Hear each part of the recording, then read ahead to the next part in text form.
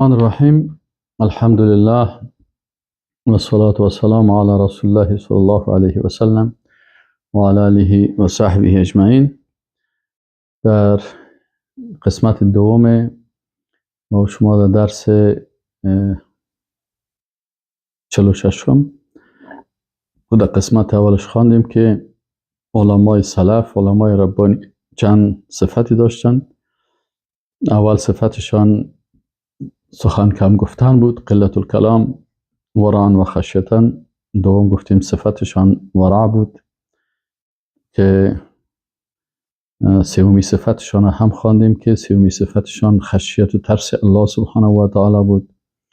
و چهارمی صفتی از اینا که داشتن العلماء، یعنی سلف اینا علمای واقعی بودن. قال تعالی انما یخشى الله من عباده العلماء، میگه که واقعا از الله کی میترسن؟ علما میترسن. و ما یعقلها الا العالمون، و امی قرآن و سنت و دین کی خوب درک میکنن؟ کسایی که عالم هستن. و قالوا لو كنا نسمع او نعقل، و دوزخی ها میگه در آخرت میگه اگر ما مشنیدیم، یعنی در حلقات علم میشیدیم، از علما درس میشنیدیم و از عقل خود استفاده میکردیم، ما كنا من اصحاب السعیر. و الله متعال میگه هل یستوی الذین یعلمون و الذین لا یعلمون، آیا کسانی که مساوی هستن که علم دارن و کسانی که علم ندارن؟ ای لا یستوون، یعنی مساوی نیستن. بل هو آیات بینات فی صدور الذین اوتوا العلم. پس در اینجا صفت علم کرده و نبی کریم صلی الله علیه و سلم در حدیث شریف میگه که من یرید الله به خیرا، کسی که الله با اونا اراده خیر بکنه و فقیه در دین میسازه. و ابن عباس رضی الله عنهما میگفتن که کونوا ربانیین، حکما، فقها، علما. ربانیین باشین، حکما، فقها، علما، با حکمت باشین، با فقه باشین، با علم باشین. العلماء المقصود بهم، میگه علمایی که در این آیات قرآن منظور شدند کی هستند؟ العالمون به شرع الله، کسانی که به شریعت الله عالم هستند. والمتفقهون فی الدین، کسانی که فقه در دین حاصل میکنن. والعاملون بعلمهم، و کسانی که عمل میکنن به علمشان. علی هدی و بصیرة، به هدایت و بصیرت. که اینا هدایت و بصیرت خدا و فهم خدا از کجا گرفتن؟ به سنت رسول الله صلی الله علیه و سلم و سلف امت. الداعون الی الله بالحکمه، که دعوت میکنن به الله با حکمت.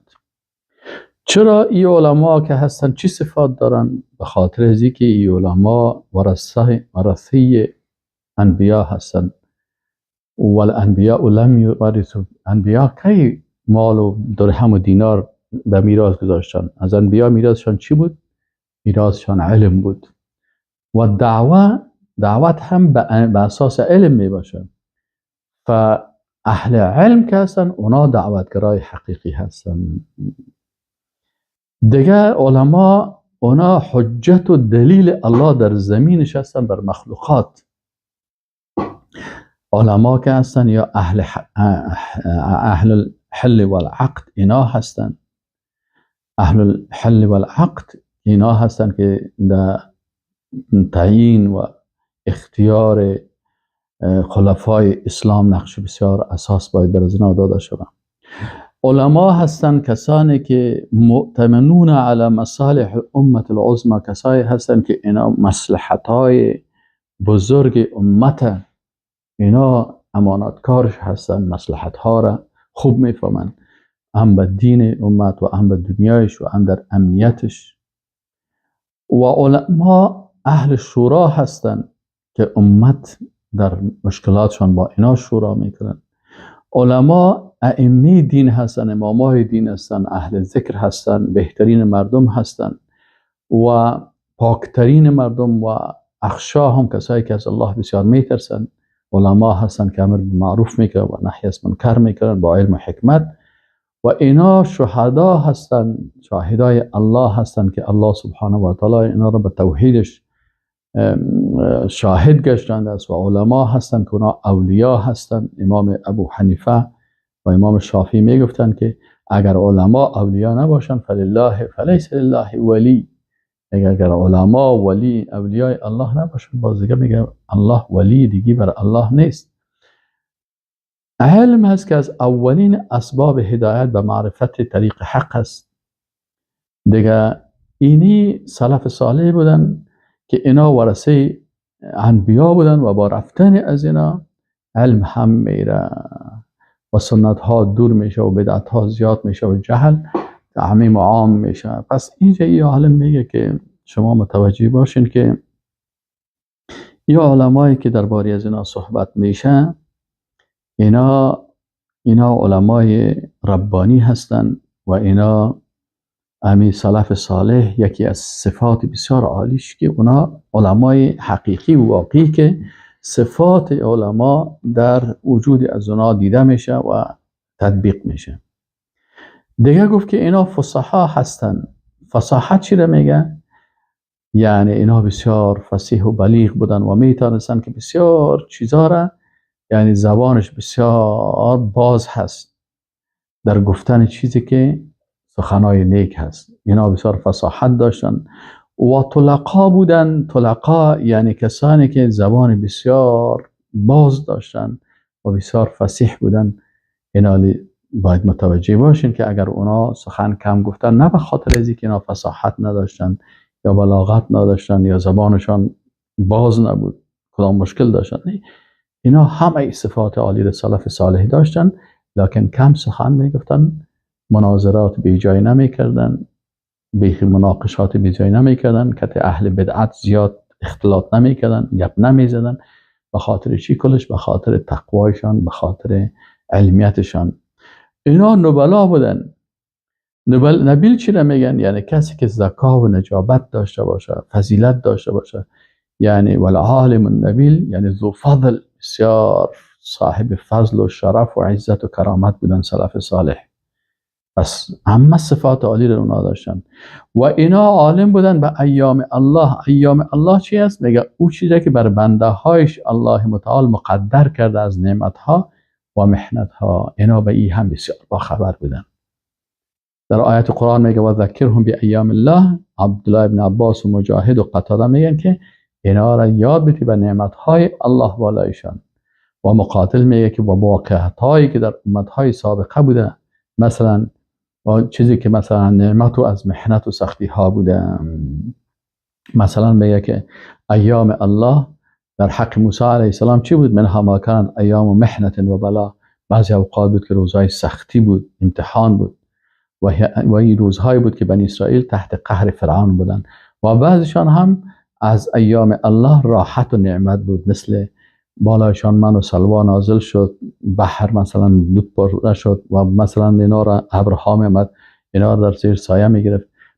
پس علمای ربانی که هستن اینا هم طلقا بودن، هم علما به ایام الله بودن، هم فصاحت داشتن و هم تمام این صفت ها را داشتن، لکن با وجود از بسیار با تقوا و بسیار بردبار و بسیار با شکست قلب و با چشم گریان و با زبان بسیار خاموش بسیار کم سخن میگفتن، لکن بسیار سخنان و کلماتشان دقیق و پرمعنا هست. دیگه از صفات علمای سلف چی بود؟ که اینا در اعمال صالح بسیار اینا سرعت میکردن، یعنی اینا اعمال سابقون بالخیرات بودن، در اعمال حسنه و در نیکی ها بسیار سرعت میگرفتن. مثل که الله متعال میگه که ثم ورثنا الكتاب الذين اصطفینا من عبادنا. اینا بنده ها را الله تقسیم میکنه که فمنهم ظالم نفسه، بعضی ها گناه میکنه، بالای نفس خود ظلم میکنه، بعضی ها مقتصد است، متوسط است، و منهم سابق بالخیرات باذن الله. این علماء سلف سابق بالخیرات بودن باذن الله. فالظالم لنفسه هو الذي خلط. ظالم نفس کی هست؟ کسی که مثلا عمل صالح به امرای گناه یک جای کرده. این ظالم از ظلم کرده بالای نفسش، باید استغفار بکنه، توبه بکنه، الله عفو بکنه. این دیگه به زیر مشیت الله هست. اگر الله بخواد میبخشش و اگر خواست این به گناهش میگیره و یا نجاتش میده به اساس توحیدش. یعنی به گناهش میگیرش، لکن به خاطر توحیدش از خلود در دوزخ که در دوزخ برای همیشه نمیمانه از این نگاهش میکنه. الله حفظ ما و شما را بکنه. اما مقتصد کی هست؟ میگه مقتصد کسی است که عمل کرده با آن چیزی که الله بالایش واجب کرده و از آن چیزی که حرام هست او را هم ترک کرده، فقط به واجبات عمل کرده و حرام ها را ترک کرده و این حالت نیکوکاران است. اما سابق به خیر که علمای سلفی صفت دارن، این کدام یکی هست؟ میگه اما السابق فهو الذی حصل له کمال الایمان. میگه او کسی هست که حصل له، حاصل شده بر او کمال الایمان باستفراغ وسعی فی طاعت الله علما و عملا. بر از کمال ایمان حاصل شده، چرا که توانایی خدا بسیار زیاد وقت خدا فراخ ساخته. برای چی؟ برای دانستن دین و خدمت کردن برای دین. اینا با سابقین بالخیرات هستند که وقت خدا زیاد شه برای دین چی کردن؟ با فهمیدن دین و برای عمل کردن برای دین. دهمی صفاتشان از علمای سلف چی بود؟ از علمای ربانی که اینا خود ملامت میکنن که ما بسیار به تفرید کم عمل کردیم. یعدون انفسهم من المفرطین. میگه ما بسیار تفرید کردیم، یعنی به امرای یعدون انفسهم مع المفرطین. اینا خود امرای کسان حساب میکنن میگه که دیگرها افراد کردن، ما هم بسیار تفرید کردیم. یعنی تمامی احکام الله را عمل نکردیم، عمل ما بسیار کم است. یعنی خود در تفریط و قلت علم و عمل میدن، مع انهم اکیاس و علما اقویا، در حالی که بسیار انسانهای زیرک هستند، بسیار علم داشتن، بسیار قوی بودن در علم و عمل، لکن با وجود از این خود در جمله چی میکنن؟ شکست نفسی و میفتن که عمل ما بسیار کم هست.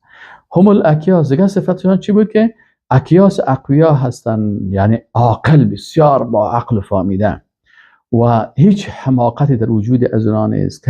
کیس که میگه که المؤمن کیس فطن، بسیار عاقل و بسیار هوشیار و بسیار زیرک می باشه. و 12 صفتشان چی بود؟ که یعدون انفسهم من الظالمین والخاطئین مع انهم ابر الابرار. با وجود از اینکه نیکترین مردم ها بودن، بازم خود در جمله کی میگرفتن؟ در جمله کسایی که بالای نفس خود ظلم کردن و در جمله خطاکاران خود در اون جمله حساب میکردن که ما در جمله کسایی هستیم که بالای نفس خود ظلم کردیم و بسیار خطا کردیم. و مع الظالمین و الخاطئین و انهم لابرار برا، و خود حساب میکردن در جمله ظالما و خطاکاران، با وجود از اینکه بسیار انسانهای پاک بودن و بسیار نیک بودن.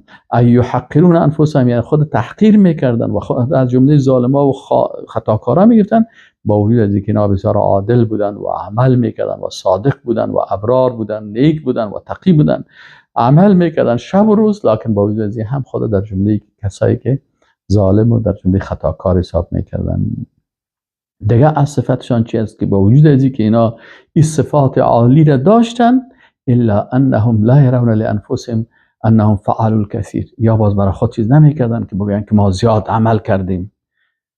الا انهم لا يستكثرون لله الكثير، اینا باز چی نمیکردن؟ ای مع کل یعنی به همراه تمامی اعمال صالحی زیاد و خدمت‌های بزرگ کرده بودن، برای نفس‌های خود نمیدیدن که اینا برای الله بسیار کار کردن، که ما بسیار برای دین زیاد کار کردیم، بلکه میفتن کلی که ما کردیم بسیار کم است. مثل که ملائکه که شب و روز در سجده و در رکوع و در اطاعت الله هستن، با وجود این ملائکه چی میگن؟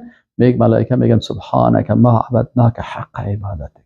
ملائکه که 24 ساعت در سجده هفتاده هستن، عبادت میکنن و یک لحظه هم از سجده الله بیرون نیستن، از اطاعت الله خارج نیستن، باز از اون چی میگن؟ ما عبدناك حق عبادتك. حاکم نیشاپوری از سلمان روایت میکنه از نبی کریم صلی الله علیه و سلم، میگه که یوضع المیزان یوم القیامه، در روز قیامت وقتی که ترازوی میزان گذاشته میشه، ترازوی گذاشته میشه که اگر آسمان ها و زمین در او وزن بکنی، لواسعت، اقدر بزرگی از این ترازوی میزان هست. فتقول الملائکه یا رب، میگه ملائکه میگه ای رب العالمین، ای پروردگار، لمن یزن هذا، ای وزن بر کی وزن میشه؟ الله متعال میگه لمن شئت من خلقی، در هر مخلوقاتم که خواسته باشم در اینا رو وزن میکنم، اعمالش رو وزن میکنم، حتی خود مؤمن با جسمش وزن میکنم. سبحان الله. فتقول الملائکه، باز میگه ملائکه میگن که سبحانك ما عبدناک حق عبادتك، پاکیست تو را یا الله، ما نتانستیم او عبادتی که شایسته تو هست او را 100% ما عبادت بکنیم. عبادت خدا ملائکه پاک معصوم، لکن با وجود از این هم با الله میگن که ما نتانستیم که حق عبادت تو را ادا بکنیم. و یودع الصراط مثل حد موسی فتقول الملائکه من تجیز على هذا فیقول من شئت من خلقی. میگه باز امو پل صراط وقتی گذاشته میشه میگه تیزی ازی مثل تیزی چی است؟ تیزی امو موس، مثل تیزی چاقو موس، اصلا پل پاکی که امتو بسیار تیز می باشه او رو موس میگه مثل ازی واره می باشن، میگه به این اندازه تیزی ازی است. والله غیب است. ای که باز انسان ها چه قسم میگذاره به قدرت الله سبحانه و تعالی. میگه یا الله از این کی تیر میشه؟ میگه الله متعال میگه هر کس از مخلوقات ما بخوایم فیقول سبحانك ما عبدناک حق عبادت. باز ملائکه میگه پاکیست تو را یا الله، ما به حق عبادت تو را نکردیم. هذا حدیث صحیح علی شرط مسلم ولم یخرجها. چهاردمین صفت از اهل علم چی است؟ لا یکتفون بالعلم والعمل القلیلین، یعنی اینا اکتفا نمیکنن برو همین قدر که ما یاد گرفتم بس است، این قسم نمیگفتن اونا، یا عملی که ما کردیم بسیار نه به کوشش میکردن که چی هستن؟ ای لا یرضون بالقلیل، اینا به قلیل راضی نبودن، اکتفا نمیکردن به علم قلیل و عمل قلیل، بلکه همیشه طلب میکردن که علم، هر روز طلب علم بودن و هر روز و هر لحظه عمل میکردن صباح و مسا. 15 صفتشان چی بودن؟ که اینا منت گذاری بر الله نمیکردن، بسیار تواضع داشتن. یعنی ولا یدلون علیهم باعمالهم الا یقولون ربنا عملنا کذا و کذا. این قسم نمیفتن که یا الله ما این کار کردیم.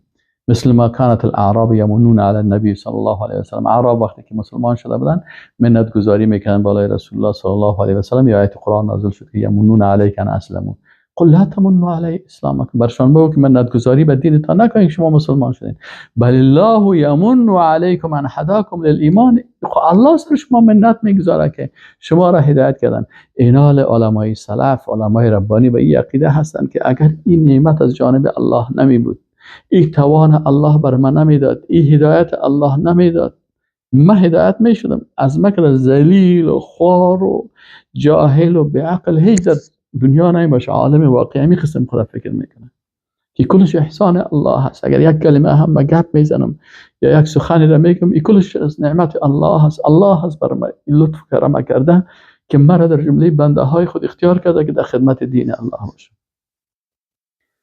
اگر کمک الله نمی بود، استعانت الله نمی بود، رحمت الله سر من نمیشد، نعمت الله سر من نمیشد، در جمله هلاک شده ها بودم. اما این کلش از جانب الله هست. قال ابن جریر طبری رحمه الله میگه و ذکر ان هؤلاء الاعراب من بنی اسد، یک تعداد اعراب بنی اسد یا آمدن منت گذاری کردن بالای رسول الله صلی الله علیه و سلم، گفتن که ما بدون جنگ آمدیم، مؤمن شدیم، ایمان آوردیم و ما امرای تو قتال نکردیم مثل که دیگرها قتال کردن. الله متعال گفت که شما باید شکر الله را بکنید. قالت الاعراب آمنا. 16 صفت مؤمنین موحدین یعنی امی علمای ربانی و علمای سلف چی بود؟ مهتمون به امور الاسلام، حیث ما لقیتهم مهتمون مشفقون وجلون خائفون. اهتمام زیادی به چی می داشتن؟ به دین می داشته باشن که در هر جایی که یک مؤمن در خواری بود، در مشکل بود، به خاطر از دلش تکه میشه. یکی مثلا اطفال مثلا در فلسطین توسط دشمنای الله به اون شکل قبیحانه کشته میشن، زنهای بیچاره خانه ها سرشان چپه میشه، مردم های مظلوم بیچاره سرشان خانه هایشان سرشان از خانه هایشان رانده میشن و در یخ، سختی، مشکلات، گرسنگی. از این دل انسان مؤمن موحد تکه میشه. مؤمنین موحدین مجاهدین صادقینه که در زندان های طواغیت هستن، بر از اونا دل انسان مؤمن تکه تکه میشه. پس این صفات کی بود؟ از صفات سلف بود که اینا مهتم بودن، اهتمام میدادن به چی؟ مهتمون به امور الاسلام و امور المسلمین و امور المسلمین. اینا یا بسیار به امور مسلمان ها چی میدادن؟ اهتمام میکردن و چی میکردن؟ به امور الاسلام و المسلمین، به اموری که مربوط به اسلام و مسلمین میشد. به این بسیار از خاطری عالم میگه که محتمون خائفون از الله، بسیار در خوف بودن. خوف چی هست؟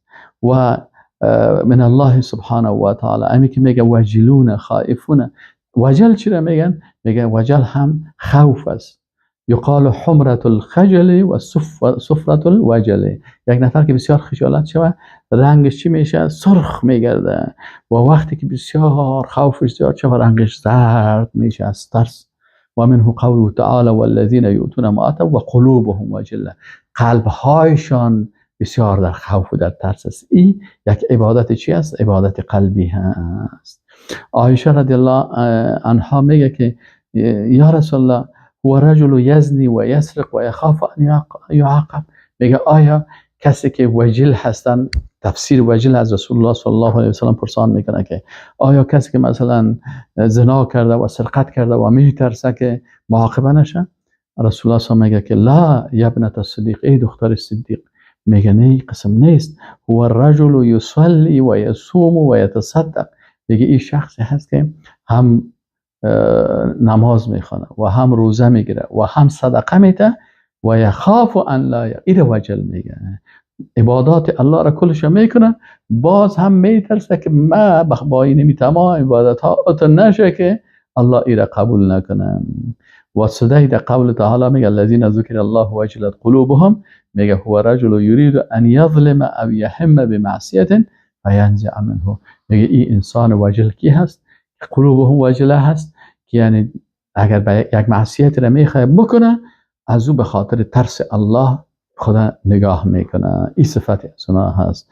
و مجاهد و غیره دیگه و غیره من المفسرین چی میگن؟ قال مجاهد و غیره من المفسرین هو الرجل یهم بالمعصیه. یعنی دلش یک هم میگیره که یک گناه را بکنه، فیذکر مقام و بین یدی الله، استادن خدا در مقابل الله یاد میکنه، فیترک خوفا من الله، پس این گناه را ترک میکنه به خاطر ترس الله.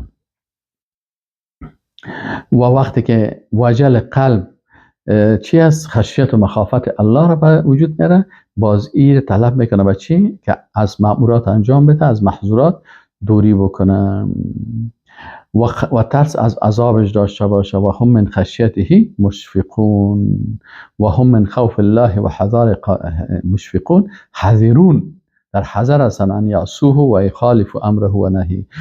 18 صفت از این علما چی هست؟ که اینا بسیار حیا و العی دارن. این چی میگه؟ خرج امام احمد، میگه امام احمد رضی الله رحمه الله و خرج الامام احمد رحمه الله، امام احمد تخریج کرده و ترمذی از حدیث ابی امامه عن النبی صلی الله علیه و سلم قال، میگه رسول الله صلی الله علیه و سلم گفت که الحیاء والعی شعبتان من الایمان. یکی حیا هست و یکی عی که کم سخن گفتن. چی هستن؟ میگه دو شعبه از ایمان است. والبذاء و زبان زشت و فحشگویی و بیان زیاد گپ زدن شعبتان من النفاق. اینجا حیا در مقابلش بذاء استعمال شده. یعنی حیا چی هست؟ یعنی حیا و عی کم سخن گفتن. در مقابل حیا بذاء استعمال شده که در مقابل بذاء چی هست؟ بی‌حیایی و فحشگویی. و در مقابل عی بیان زیاد، عی کم سخن گفتن و بیان زیاد سخن گفتن. این گفته که این زیاد سخن گفتن و یا که هست چی هست؟ شعبتان من النفاق، بذاء و بیان. یعنی بذاء بزی و زبان که انسانی که مثلا بی‌حیایی بکنه و بیان یعنی زیاد گپ بزنه، زیاد پر میگه، یا از شبه های نفاق است. اینال این جمعه که از صفات سلف چی بوده؟ از حیا بود. حیا چی است؟ انقباض نفسی من شیء و ترکه، خدا از یک چیز گرفته و ترک کردن از اون، حذرا عن اللوم فی، به خاطر به او ملامت نشه. از یک وقتی که تو از یک چیز خود حفظ میکنی، این حیا هست. و دیگه و همچنان علما میگه خلق یبعث علی ترک القبیح. میگه حیا چی است؟ یکی از اخلاقیات است که انسان وادار میسازه که از چیزهای زشت دوری بکنه. و یمنع و منع میکنه من التقصیر فی حق ذی الحق، که انسان در حق صاحب حق تقصیر بکنه، کمی بکنه. حیای انسان اینه حفظ میکنه. و راغب میگه که حیا گرفتن نفس است از قبایح و ترک ازی هست، که از چیزهای زشت خود بگیریم. حیا دو قسم است. میگه یکی حیای غریزی هست که در غریزتا یک نفر حیا داره، بسیار حیاناک میباشه. و مکتسب هست که یعنی یک نفر عمیق حیا را خود عادت میته. حیای مکتسب چیست؟ والذی جعل، حیا است که او را شریعت از جمله چی گرفته؟ از جمله ایمان گرفته هست، که الحیاء شعبة من الایمان، که رسول الله صلی الله علیه و میگه. و هو المکلف به دون الغریزه، میگه انسان به این مکلفیت داره، به حیایی که مکتسب باشه، که به خاطر دین الله حیا داشته باشیم. نه غریزتا. خب بسیاری کساس از بسیاری چیزا مثلا غریزتا حیا میکنه، شاید او حیا نباشه. مثلا یک شاگرد میگه بخواد درس بخون، این میگه من میشرمم. او شرم نیست، او اصلا چی هست؟ جبون هست. غریزتا یک چیزه. و قد ینتبه شخص بالمکتسب حتی یسیر کالغریزه، میگه بعضی کسا کوشش میکنن که همین حیایی را که مثلا حاصل میکنه یک قدر سر زحمت میکشه تا که همین حیای مکتسب هم مثل یک غریزه در وجود ازی باشه. و علامه منوی میگه حیا دو قسم است. یکی نفسانی است و هو المخلوق فی النفوس كلها كالحیاء، مثل كالحیاء من کشف العوره. مثلا یکی که حیای هست که در وجود انسان موجود است. مثل انسان حیا میکنه در اول وقتی که انسان به فطرتش باشه، حیا میکنه که عورتش کشف شود، یا مثلا نزدیکی بکنه با همسرش در بین مردم. و ایمانی، اما حیای ایمانی چی هست؟ و هو و آن ان یمتنع المسلم من فعل المحرم خوفا من الله، که انسان از انجام دادن حرام به خاطر ترس الله ایره مانع شوند. و رسول الله صلی الله علیه و سلم میگه که ایمان بدون و 60 شعبه، 60 و چند شعبه داره، که والحیا شعبه من الایمان، حیا هم یک شعبه از شعبات ایمان است. و الله سبحانه و تعالی در صفات خود هم گفته است که ان الله، رسول الله صلی الله علیه و سلم میگه که ان الله عز وجل حی ستیر، الله بسیار حیاناک است، با حیا هست و بسیار ستر کننده هست. یحب الحیاء و الستر، دوست داره حیا و ستر، که انسان مخلوقات با حیا و با ستر خوش داره. عی چی را میگن؟ عی میگه دو قسم است. عی، العی قسمان. یکی عی مثبت هست، ایجابی.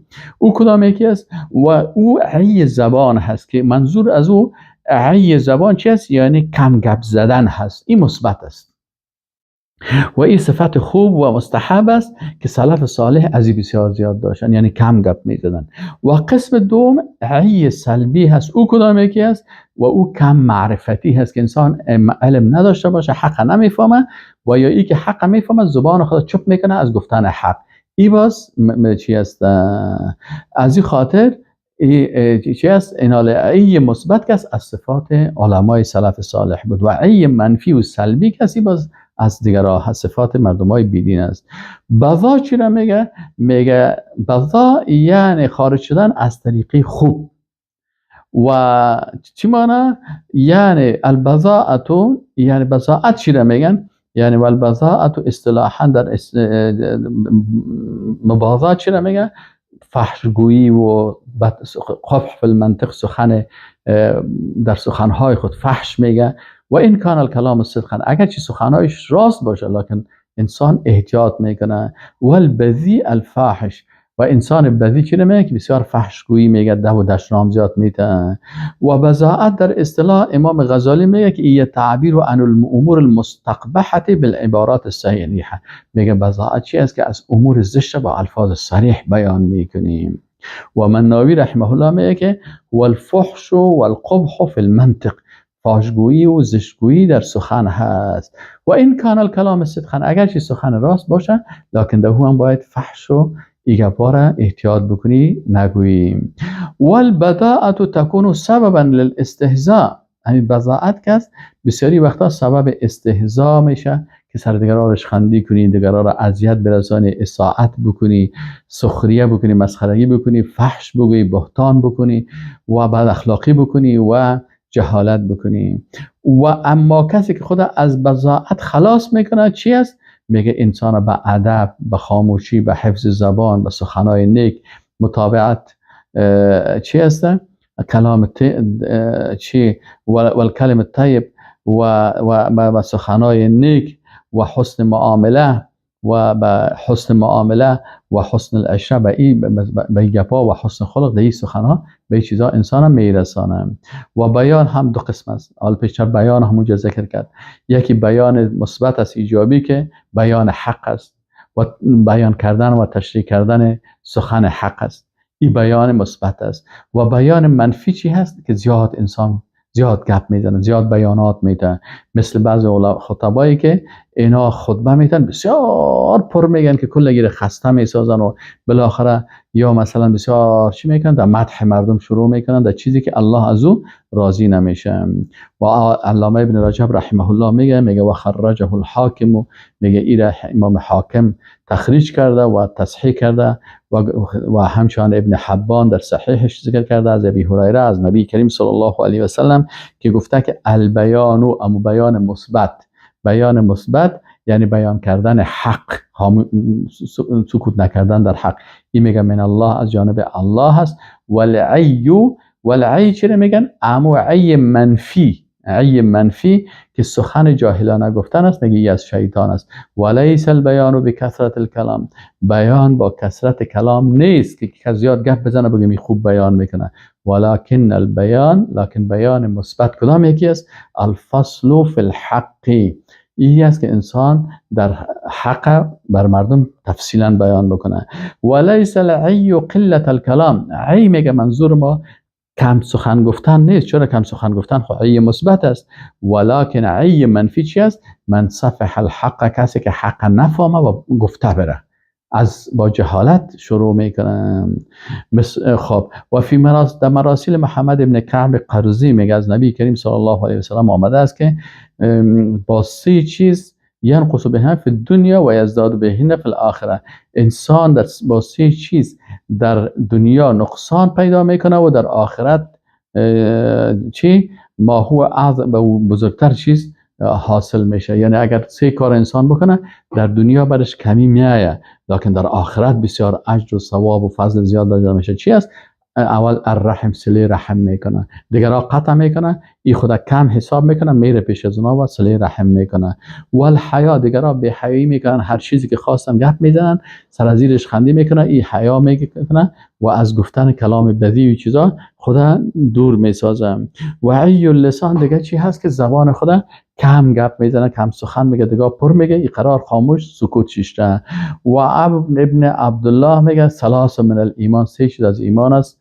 الحیا، یکی حیا، العفاف والعفاف پاکی، والعی عی اللسان لا عی القلب، یعنی کم سخن گفتن، نه ای که مثلا عبادت کم قلب، ولا عی العمل، یا کم عمل کردن نیست. پس کمی در سخن خوب است، نه کمی در که در قلبت مثلا ذکر الله کم باشه، این خوب نه، این منظورش نیست. خب و هن مما یزدادن فی الاخره، میگه این چیزهایی هستن که در آخرت برای انسان بسیار زیادت میکنه و ینقصن فی الدنیا، در دنیا کمی میکنن. و ما یزدادن فی الاخرت اکبر مما ینقصن من الدنیا، میگه آن چیزی که در آخرت مقام و ارزش انسان بیشتر میسازه، این خوبتر است نسبت به که انسان در دنیا مثلا یگان چیز از انسان کم شوه. و روی هذا مرفوعا من وجه ضعیف، میگه این مرفوع ذکر شده، لکن این حدیث میگه در بعضی از چیزای ضعف هست. و قال بعض السلف، و بعضی از علمای سلف میگه ان کان الرجل لا یجلس الى القوم، یک شخص میگه در بین قوم میشینن، فیرون ان به عیان، بعضی میگه که ولی کدام مشکل داره، یعنی گپ زدن نمیتونه، یا فصاحت نداره، بلاغت نداره، میگه و ما به من عین، در حالی که او این مشکل نداره، انه لفقیه مسلم، فقیه است، مسلمان است، لکن ای به این خاطر چی میکنه؟ سکوت اختیار میکنه. عالی عالم در خلاصه این بحث که شروع کرد، در نتیجه و توصیه میکنه، میگه و بعد از اینکه بیان سلف صالح صفاتشان رو بیان کرد، عالم مؤلف بعضی به نتایج میرسه و بعضی توصیه ها رو میکنه. میگه مثلا اول، هر کسی که میگه قدر سلف فهمید، میفهمه که چرا اونا سکوت کردن و چرا سخنانشان کم بود.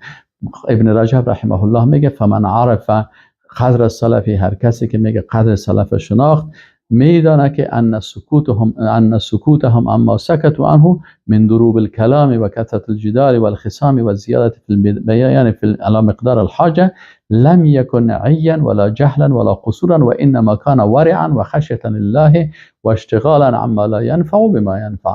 میگه کسی که قدر سلف بفهمه، او میفهمه که سکوت از اینا، از آنچه که سکوت کردن از سخن گفتن و مجادله و خصومت و مناظره و زیادت در بیان و زیاد گپ زدن و اینا که مثلا به مقدار حاجت سخن میگفتن، میگه این کل از این نبود مگر به خاطر عیب نبود، به خاطر اینکه اینا فصاحت نداشتن، بلاغت نداشتن، نه، به خاطر عیب نبود که اینا گپ زدن هم میتونستن یا سخن گفتن هم میتونستن، یا فصاحت نداشتن یا بلاغت نداشتن، یا جاهل بودن یا قصوری داشتن یا کمی داشتن.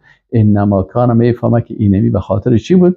به خاطر ورع بود، به خاطر خشیت ترس الله بود، به خاطر که اینا به چیزهای خود مصروف میسازن که او منفعتش زیاد است نسبت به چیزهایی که منفعتش زیاد نیست. و خواه اینمی کار کمی از اینا در کلامشان در اصول دین باشه که اینا کم مختصر گپ زدن، یا در فروعات مثلا در تفسیر قرآن یا در حدیث یا در زهد یا در اخلاقیات، در رقایق یا و در حکمت ها و در موعظه ها و غیر ذالک، در هر چیزی که اینا اگر کم سخن گفتن، لکن سخن کمشان به خاطر چی بوده؟ به خاطر خوف بوده، به خاطر ترس بوده، به خاطر تقوا بوده، به خاطر از اینکه سخن کمشان معنای بسیار بزرگی داشته و ضرورت نداشتن که بخیدن بسیار قدم بسیدگاه و گپ زیاد بگویم. خب ثانیا، دوم چیزی که مثلا توصیه و یا نتیجه که عالم نتیجه گیری میکنه و توصیه میکنه، میگه متابعت منهجشان سبب هدایت میشه. اگر شما به منهج امو سلف صالح باشین، انسان سبب هدایت میشه. چرا؟ ابن رجب رحمه الله میگه فمن سلک سبیلهم، هر کسی که روش از اونا را اختیار کرد، منهج از اونا را اختیار کرد، فقط اهتدا، یقینا که این هدایت میشه. و من سلک غیر سبیلهم، هر کسی که به غیر از منهج از اونا به منهج دیگرا بره، دخل فی کثرت السؤال والبحث والجدال والقیل والقال. این انسان میگه وقتی که به منهج دیگرا رفت، بازی زیاد سوال کردن از 24 ساعت، من سوال دارم دیگه، بحث زیاد میکنه و مجادله میکنه و قیل و قال میکنه و مناظره میکنه و گفتگویی میکنه، این گپا میکنه. این کلش این چی هست؟ این از صفات کسایی هستن که از منهج سلف دوری کردن. سوم، الاعتراف بفضلهم و نقص نفسه یکون سببا للقرب منهم. این حال ما و شما اگر اعتراف بکنیم به فضیلت از اونا و به نقصان نفس خود ما، که ما خود ما در نفسهای خود نقصان داریم، ما کم هستیم، این حال اگر انسان امیر انسان میکنه که مثلا به فضیلت از اونا اعتراف میکنه و به نقصان خود اعتراف میکنه، این انسان قریب میسازه به آنان که انسان باید فضیلت اونا بیشتر بود. علامه ابن رجب میگه فإن اعترف، میگه هر کسی که اعتراف بکنه لهم به سلف صالح بالفضل، که فضیلت از اونا بسیار زیاد بود، و علی نفسی، و بگه خود ما بسیار نقصان دارم به نقص، کان حاله قریب، اینمی انسان قریب میشه به سلف، با علمشان، با تقوایشان، با فهمشان، مثل از اونا ورد منهج از اونا داخل میشه. وقد قال ایاس بن معاویه، میگه ایاس بن معاویه میگفت که ما من احد لا يعرف عیب نفسی الا هو احمق. میگه هر کسی که عیب نفس خود نفهمه او احمق است. پس ما باید عیب های خود اول خوب درک بکنیم. قیل له فما عیبک، گفتن خیر عیب تو چی هست؟ قال کثرت الکلام، گفت عیب من اینمی هست، من بسیار گپ میزنم. رابعا ادعاء الفضل لنفسه و ادعاء النقص لغیره سبب للضلال. کسی که ادعای فضیلت برای خود میکنه، این نتیجه است که عالم نتیجه گیری میکنه. میگه هر کسی که برای نفس خود بسیار فضیلت ادعا میکنه و دیگران را میگه که اونا منهجشان روششان نقصان بود، میگه این سبب گمراهی از این میشه. علامه ابن رجب میگه و این ادعا، میگه هر کسی که ادعا بکنه لنفسی، به نفس خود الفضل، مثل ما و شما که در بین ما و شما کسی پیدا شود بگه ما بسیار فضیلت داشتم، ولی من سبقه و علمایی که قبل از ما گذشته است او را بگه که نقصان داره یا جاهل است نمیفهمید، فقد ضل ضلالا مبینا و خسر خسرانا عظیما. بسیار به گمراهی آشکار گرفتار است و به خساره بسیار بزرگ گرفتار است. و پنجمین نقطه چی است که نیت عالم که است بسیار مهم است به رفتن به منهج حق. اگر میخوای به منهج حق بری نیتت جور کن.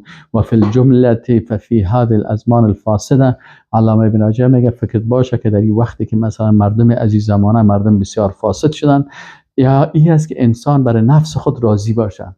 و نفس خود چه قسم راضی باشه؟ که عالم باشه به نزد الله. یک کسی هست نیتش است که من عالم باشم الله مرا در جمله علما محاسبه بکنه. ولا یرضى الا بان یکون عند اهل الزمان عالما. یا این قسم باشه که بگه نه مردم مرا عالم بگویه. فان رضی بالاول، اگر این راضی شد که مرا الله قبول بکنه، بان که مردم مرا جاهل و احمق و بیفهم بگویه، این میگه اگر به اول قبول شده که تو را الله قبول بکنه به خاطر ذات الله باشه، فلیکتفی بعلم الله فیه، پس اکتفا بکنه به این که الله به حالت تو با خبر است. تو چی میکنی؟ کفایت میکنه که الله از حالت تو با خبر است. تو تقوا داری، تو ورع داری، تو عبادت میکنی، بس است که الله تو بشناسی.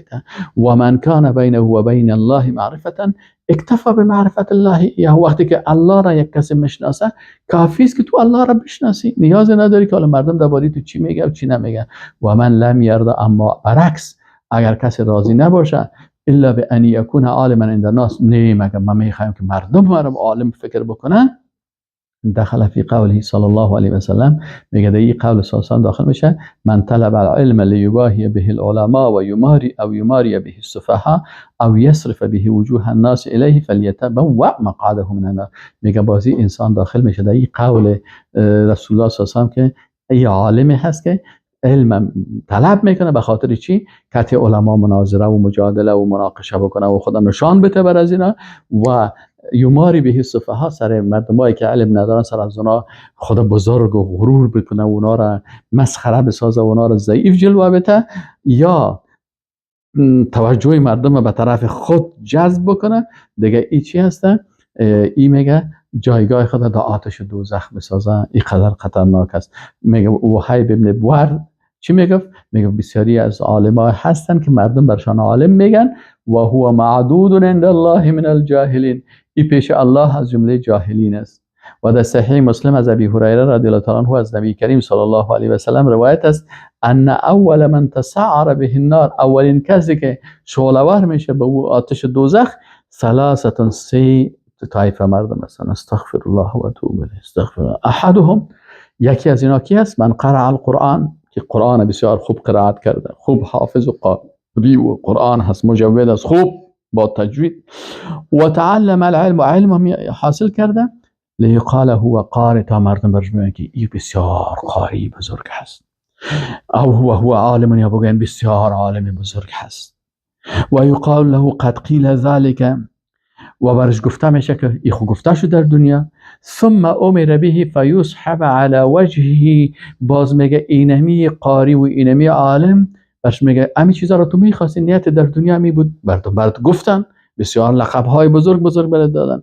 میگه باز بعد از اون میگه امر میشه پس این فیسحب علی وجهه، بر رویش کشانده میشه، استغفر الله، حتی القی فی النار، تا ای که در آتش دوزخ انداخته شود. فان لم تقنع نفسه بذلك حتی تصل، اگر خدا قناعت نداد، حتی تصل الى درجه الحكم بین الناس، تا که خدا رسان به این که مثلا مردم حکم بکنه، حیث کان اهل الزمان لا یعظمون من لم یکن كذلك، به خاطر از اینکه اهل زمان حکم نمیکنه به علمیت کسی، مثلا این قسم باشه که بسیار بخیزه گپ بزنه و خودنمایی بکنه و به مردم خدا نشان بده، مردم هم تعظیم نمیکنه مگر کسی که همین قسم چیزا را بکنه. ولا یلتفتون الیه، میگه باز مردم هم التفات نمیکنه به این، در صورت که فقط بدل الذی هو ادنی بالذی هو خیر. مشکل ازی چی است؟ که آخرت گذاشت به این دنیایی که بسیار ضعیف است، چی کرد؟ تبدیل کرد و خیره به این دنیای ضعیف. خدا در چشم مردم عالم و دانشمند و فقیه و بزرگ و مفتی و چیز قرار داد، لکن در پیش الله سبحانه و تعالی در جمله جاهلین حساب میشه. و انتقل من درجه العلماء الى درجه الظلمه، از درجه علما به درجه ظلمت تاریکی رسید. و او یه حدیث ذکر میکنه که در صحیح مسلم آمده هست که ابی هریره رضی الله عنه میگه که رسول الله صلی الله علیه و اولین کسی را که فیصله میکنه در روز قیامت یک کسی است که شهید شده، او شهید میارن جهاد کرده و شهادت رسیده، فاوتی به او را میارن که کلگی میگه این فلانی شهید آوردن، فعرفه نعمه فعرفها، الله متعال برش نعمت های خدا ذکر میکنه که این نعمت ها را ما براتون نمیدادم، این میگه بله یا رب. قال فما عملت فيها، میگه چی کردی در این نعمت که براتون؟ قال این میگه که یا الله ما جنگ کردم در راه تو تا ای که به شهادت رسیدم. قال الله متعال میگه کذب، دروغ گفتی، ولكنك مگر تو قاتلت لان یقال جریء، تو خو جنگ به خاطر ازی کردی که مردم که بسیار جرأت داره، فقط قیل مردم گفتن که بسیار با جرأت است، بسیار شجاع است، بسیار قهرمان است، بسیار فامیل است، گفتن مردم. ثم امر به فصحب على وجهه، بازی بر روش کشانده میشه حتی القی فی النار، تا که آتش دوزخ انداخته میشه. استغفر الله، نعوذ بالله. و رجل، و شخص دیگه است که تعلم العلم، علم یاد گرفته، و علمه، خبور به دیگران هم درس داده، و قرأ القرآن، قرآن هم خوانده، خوب قرائت قرآن داره و خوب عالم هست. فاوتی به فعرفه نعمه فعرفها، الله متعال برش نعمت های خدا بیان میکنه، میگه بله یا الله من این نعمت های تا شناختم. الله برش میگه من برات عقل ندادم، برات فهم ندادم، استعانتت نکردم، هدایتت نکردم، راهنمایی نکردم، کل نعمت ها از ما بود که تو به این درجه علم و فهم رسیدی. این شخص میگه بله یا الله کلش از جانب تو بود. قال فما عملت فيها، به این نعمت هایی که من تو را به اینقدر علم دادم و عالم شدی دی تو چی عمل کردی؟ قال تعلمت العلم وعلمته وقرأت فيك القرآن، میگه یا الله علم یاد گرفتم و او را به دیگران یاد دادم و قرآنم تلاوت کردم. قال الله متعال میگه کذب، دروغ گفتی، ولكنك تعلمت العلم، این علم یاد گرفتی لیقال، تا که باز مردم میگه که عالم، اوه فلانی چه عالم است، و قرأت القرآن لیقال هو قارئ، قرآن هم خوانی که مردم باز سر بگن که این قاری صاحب، این شیخ القرآن، این بزرگ قاری ها، این قاری مشهور، این صدای زیبا. فقط قیل، برات گفته شد. ثم امر به فصحب على وجهه، بازی میگه کشانده میشه بر رویش حتی القی فی النار، نعوذ بالله. ای عالم و ای قاری قرآن ای به آتش دوزخ انداخته میشه. و رجل وسع الله علیه، و سوم شخصی که در روز آخرت آورده میشه، کسی هست که الله برش بسیار مال داده، نعمت های زیاد داده، و اعطاه من اصناف المال کلیه، بسیار مال از هر قسم مال برش داده شده. فاوتی به فعرفه نعمه فعرفها، میگه باز الله نعمت های خدا برش میگه که من بر توی این کمال دادم، این عقل دادم، توی قسم تجارت کنی، قسم مالدار شوی، پول شوی، کلش نعمت های من نبود؟ میگه بله یا الله. قال فما عملت فيها، پس به آنچه که فهمیدی از چی عمل کردی؟ قال ما ترکت من سبیل تحب ان ينفق فيها الا انفقت فيها لك، میگه در هیچ راهی نبود که تو خوش داشتی یا الله که من اون نفقه بکنم مگر ای که من او را انفاق کردم، مصرف کردم. قال، میگه الله متعال برش میگه کذب، دروغ گفتی، ولكنك فعلت، تو ای کار کردی لیقال هو جواد، که مردم بگن که بسیار سخاوت داره، بسیار سخی است، بسیار انسانشی است. فقط قیل برات گفته شود، برات مردم گفتن تو همین چیز در دنیا میخواستی، اون در دنیا برات مطابق نیتت مردم هم برات هم قسم گفتن دیگه. ثم امر به فصحب على وجهه، باز این میگه با مروش کشانده میشه به طرف دوزخ. ثم القی فی النار، به آتش دوزخ انداخته میشه. نعوذ بالله و نستغفرهم. ششم چیزی که هست به نتیجه و نصیحتی که شخص میکنه، میگه طلب العلم فی الاصل للحشر مع العلماء وليس لطلب الدنیا. اصل علم انسان که حاصل میکنه باید به خاطر ازی باشه که الله مرا در روز قیامت امرای علمای صادق ربانی حشر بکنم. ولهذا قال بعض السلف، از این خاطر میگه بعض سلف گفتن لما اريد على القضاء، وقتی که از او طلب شد که بیا قاضی شو، فاباه، گفت نه من قضاوت نمیکنم، انما تعلمت العلم، من علم یاد گرفتم، اهل احشر مع الانبیاء، که تمام حشرشون به امرای پیغمبرا، لا مع الملوک، نه به امرای پادشاه. حالا که من قاضی تو شوم که دربار قاضی دربار باشم، خب باز روز قیامت امرای پادشاه حشر میشم. ما میخوایم که فإن العلماء يحشرون مع الانبیاء، به خاطر از اینکه علما به امرای پیغمبرا حشر میشن، و القضاة، قاضیا که هستن، يحشرون مع الملوک، به امرای پادشاه ها. ولا بد للمؤمن من صبر قلیل حتی حتی یصل الی راحة طویله. از این خاطر مؤمن باید بسیار صبر کم داشته باشه، پشت از چوکی ها و امتیازات و منافع و گپا نگرده، در این قسمت صبر بکنه تا که الله برش راحت ابدی و آخرت نصیب بکنه. فان جزع ولم يصبر، اگر باز این چی کرده، یعنی جزع و فزع کرد و صبر نکرد، فهو کما قال ابن مبارک، مثل که ابن مبارک من صبر فما اقل من يصبر، من صبر فما اقل من يصبر و من جزع فما اقل من يتمتع. و کان الامام الشافعی ینشد، یعنی میگه من صبر فما اقل، میگه کسی که صبر کرد، لکه بسیار کسای هستن که صبر بکنن. و من خب و